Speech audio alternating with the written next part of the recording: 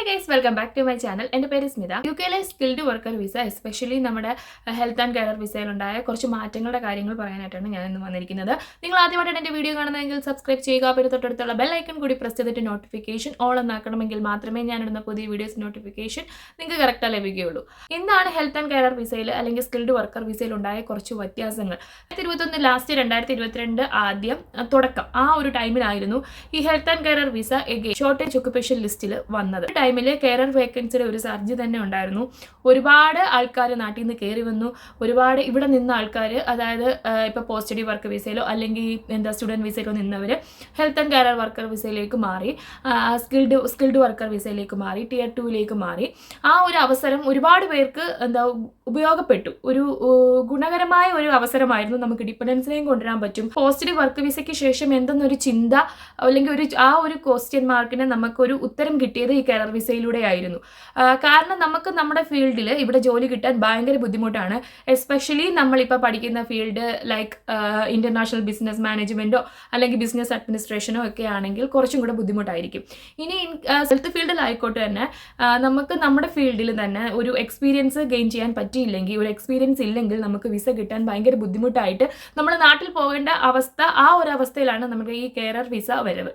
അപ്പം ആ ഒരു വരവ് ഒരുപാട് പേർക്ക് ഉപകാരപ്പെട്ടു. ഒരുപാട് പേര് ഞാൻ നേരത്തെ പറഞ്ഞതുപോലെ തന്നെ പൈസ കൊടുക്കാതെയും പൈസ കൊടുത്തും പറ്റിക്കപ്പെട്ടും അല്ലെങ്കിൽ ഇപ്പോഴും ജോലി ചെയ്യുന്നവർ, ഇപ്പോഴും വിസയിൽ ജോലി ചെയ്യുന്നവരും ഒക്കെ ഉണ്ട്. എന്നൊരു ദിവസം സ്റ്റുഡൻറ്റ് വിസയിൽ ഡിപ്പെൻഡൻറ്റ് നിർത്തുന്നു. സ്റ്റുഡൻറ്റ് വിസയിൽ വരുന്നവർക്ക് ഇനി ഡിപ്പെൻഡൻറ്റിനെ കൊണ്ടുവരാൻ പറ്റത്തില്ല, അങ്ങനെ ഒരു റൂൾ വരുന്നു. അതിനുശേഷം സ്കിൽഡ് വർക്കർ വിസ, അതായത് ഇപ്പം കെയർ വിസയ്ക്ക് കുറച്ച് എക്സെപ്ഷൻസ് ഉണ്ടായിരുന്നു. ലൈക്ക് നമുക്ക് മറ്റുള്ള സാലറി ത്രഷോൾഡ്, മറ്റുള്ള ജോലികളുടെ സാലറി ത്രഷോൾഡ് അത്രയും നമുക്ക് കെയർ വിസയ്ക്ക് ഇല്ലായിരുന്നു. അപ്പം അങ്ങനെയുള്ള ആ ഒരു അവസ്ഥയിൽ അവരുടെ എണ്ണം കൂടുന്നതനുസരിച്ച് പെട്ടെന്ന് അവർക്ക് ഡിപ്പെൻഡൻസിനെ കൺട്രോൾ ചെയ്യാൻ വേണ്ടി പെട്ടെന്ന് കെയർ വിസയിലെ ഡിപ്പെൻഡൻസ് സ്റ്റോപ്പ് ചെയ്യുന്നു. കെയർ വിസ കിട്ടുന്നവർക്ക് കുറേ റെസ്ട്രിക്ഷൻസ് വന്നു. കാരണം ഹെൽത്ത് കെയർ എക്സ്പീരിയൻസ് വേണം, അല്ലെങ്കിൽ 6 months എക്സ്പീരിയൻസ് എങ്കിലും അറ്റ്ലീസ്റ്റ് വേണം, അല്ലെങ്കിൽ സ്റ്റുഡൻറ്റ് വിസയിൽ നിന്ന് പെട്ടെന്ന് ഹെൽത്ത് കെയർ വിസയിലേക്ക് മാറിയതിൻ്റെ റീസൺ കാണിക്കണം. Visa rejection, post study work വിസയുടെ റിജക്ഷൻ. നമ്മളിപ്പം പോസ്റ്റ് സ്റ്റഡി വർക്ക് വിസയ്ക്ക് അപ്ലൈ ചെയ്യുമ്പം സ്റ്റുഡൻറ്റ് ടൈമിൽ നമ്മൾ പാർട്ട് ടൈമായിട്ട് കൂടുതൽ വർക്ക് ചെയ്തിട്ടുണ്ടെങ്കിൽ അതിൻ്റെ റിജക്ഷൻ. പിന്നെ വിസ ഇൻ്റർവ്യൂസ്, ഇതിന് മുൻപേ വിസ ഇൻ്റർവ്യൂസ് ഒക്കെ അവർ സ്റ്റോപ്പ് ചെയ്തായിരുന്നു. ബിക്കോസ് ആൾക്കാരുടെ എണ്ണം കുറഞ്ഞതുകൊണ്ട്, പെട്ടെന്ന് ആൾക്കാരുടെ സർജ് കൂടിയതുകൊണ്ട് പെട്ടെന്നൊരു വിസ റിജക്ഷൻ കാര്യങ്ങൾ വരുന്നു. പിന്നെ വിസ ഇൻ്റർവ്യൂസ് വരുന്നു.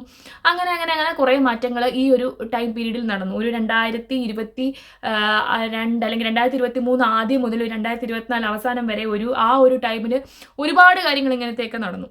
ഇനിയിപ്പം എന്താണ് പുതിയ കാര്യങ്ങൾ, എങ്ങനെയാണ് ഇപ്പോൾ വിസയുടെ കാര്യങ്ങൾ? അപ്പം ഇനി ആ ഒരു ടൈം പീരീഡിൽ ബാക്കിയുള്ള മാറ്റങ്ങൾ എന്തൊക്കെയാണെന്ന് ഗവൺമെൻറ്റിൻ്റെ സൈറ്റിൽ ഇപ്പോൾ പബ്ലിഷ് ചെയ്തിട്ടുണ്ട്. അപ്പോൾ ജസ്റ്റ് നമുക്കതൊന്ന് കണ്ടിട്ട് വരാം.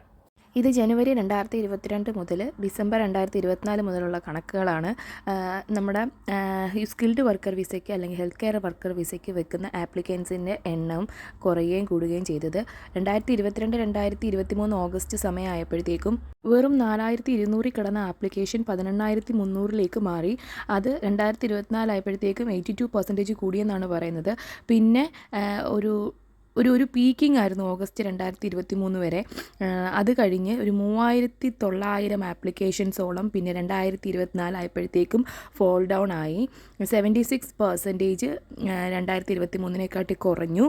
അപ്പം ഇപ്പോഴാണെങ്കിൽ ഒരു കണക്കുകൾ നോക്കുമ്പം സ്റ്റുഡൻറ്റ് വിസയുടെ കാര്യത്തിലും അങ്ങനെ തന്നെയാണ്. ഇൻക്രിമെൻറ്റും ഡിക്രീസും കാണുന്നുണ്ട്.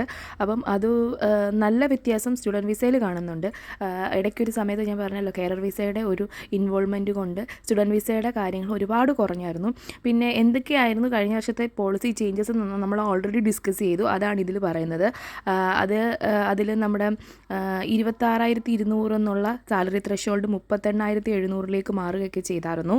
ഓരോ കാര്യങ്ങൾ നിങ്ങളെ അറിയിക്കാനും ഒരു അവയർനെസ് തരാൻ വേണ്ടിയുമാണ് ഞാനിന്ന് വന്നത്. അപ്പോൾ ഗൈസ്, നിങ്ങൾക്ക് എൻ്റെ വീഡിയോ ഇഷ്ടമായെങ്കിൽ ലൈക്ക് ചെയ്യുക, ഷെയർ ചെയ്യുക, സബ്സ്ക്രൈബ് ചെയ്യുക. നെക്സ്റ്റ് വീഡിയോയിൽ കാണാം. Till then take care.